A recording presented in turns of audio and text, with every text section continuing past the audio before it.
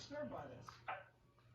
Yeah, it almost sounded like the social credit system in China. Look, Dan, the problem is the state. Oh, we're being tracked on our phones now. Every application you put on your phone has this thing inside of it, usually called the software development kit. In those little SDKs are licenses that says, hey, if you use our app, because nobody ever reads the fine print, we can now track information, your phone's address, location, date, time.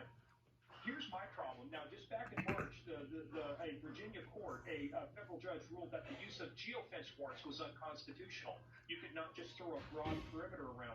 I think this is going to have implications for what the CDC is doing. They're getting away by saying, well, we're buying private data. But Dan, that private data exposes the most personal details of our lives, where we go, what we do, who's hanging around the Supreme Court justice's house, where do people go to dinner, where do I go shop at? This is not just simply surveillance. I mean, this is more than just surveillance. This is overarching surveillance. This would make George Orwell happy to know that, hey, we've got a system in place to where we don't need to put a chip in your arm or a chip in your head. You just carry around a phone. We can track you wherever you go, and by doing that, we can figure out what it is you're doing because we get enough data. We can figure out when you do these certain actions, this is what you're involved in. Now, Morgan, Thanks for watching. You know what to do. Subscribe, hit that like, comment. In other words, you get a cell phone number. See you in the next one. Cell phone. But I'm not stupid either. It's not complicated to figure out where I live.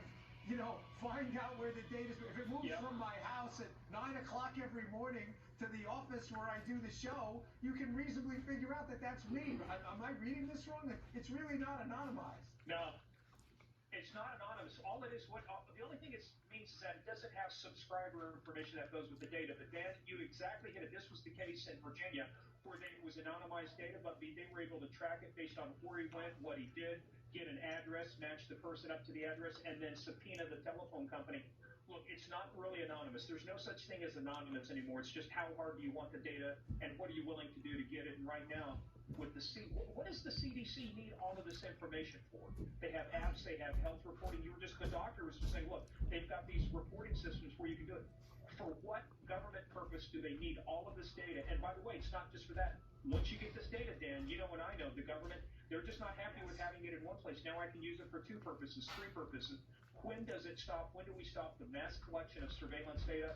I'm with you. Look, in North Korea, China, I don't want to end up like them. At some point, we have to tell the government, you need a warrant if you're going to do stuff like this, and it is unconstitutional to collect wholesale information on Americans simply because you want to do disease surveillance.